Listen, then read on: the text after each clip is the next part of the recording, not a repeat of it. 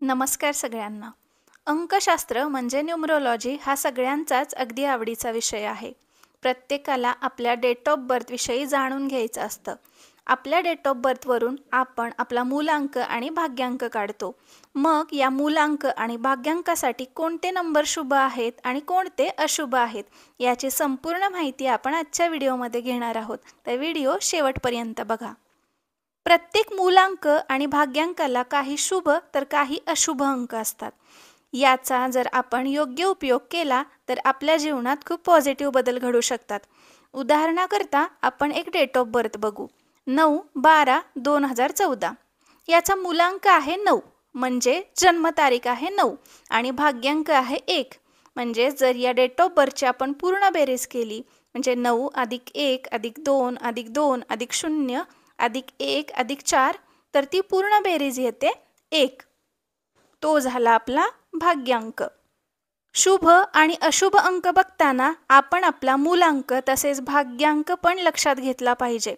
म्हणजे जर मला एखादी गाडी घ्यायची आहे, नवीन मोबाईल नंबर घ्यायचा आहे, पार्टनरशिप करायची आहे, लग्न करायचं आहे किंवा घर घ्यायचं आहे, तर त्यावेळी आपल्या मूलांक व भाग्यांकाला अशुभ येणारी अंकांची बेरीज अजिबात घेऊ नये.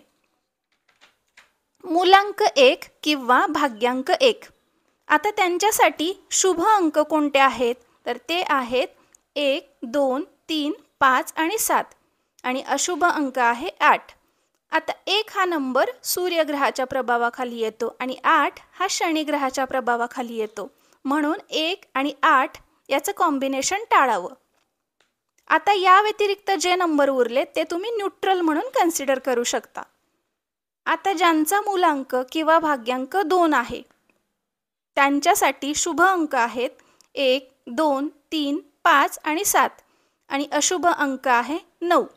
2 हा अंक चंद्रग्रहाच्या प्रभावाखाली येतो तर 9 हा अंक मंगळ ग्रहाच्या प्रभावाखाली येतो.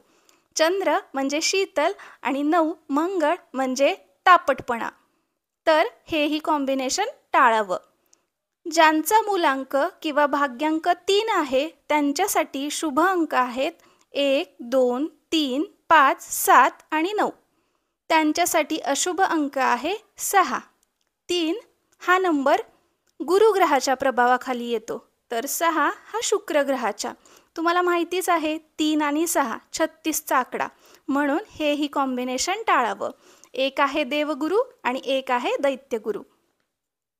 आता ज्यांचा मूलांक किंवा भाग्यांक 4 आहे त्यांच्यासाठी शुभ अंक आहेत 1, 3, 5 आणि 7 आणि अशुभ अंक आहेत 4, 8 आणि 9.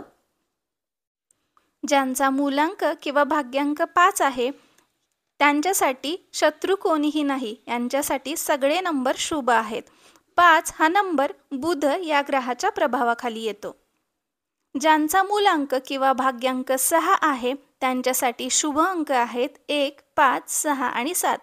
तर अशुभ अंक कोणता आहे तर 3. अगदी मागच्या प्रमाणेच 6 हा शुक्राच्या प्रभावाखाली येतो तर 3 हा गुरुच्या प्रभावाखाली येतो. एक आहे तो दैत्यगुरु आणि 1 आहे तो देवगुरु, म्हणून म्हणतात 36चा आकडा.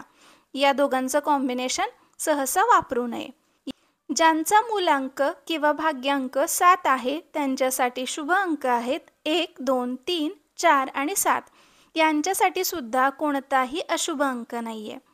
ज्यांचा मूलांक किंवा भाग्यांक 8 आहे त्यांच्यासाठी शुभ अंक आहेत 3, 5, 7 आणि 8 आणि यांच्यासाठी अशुभ अंक आहेत 1, 4 आणि 9.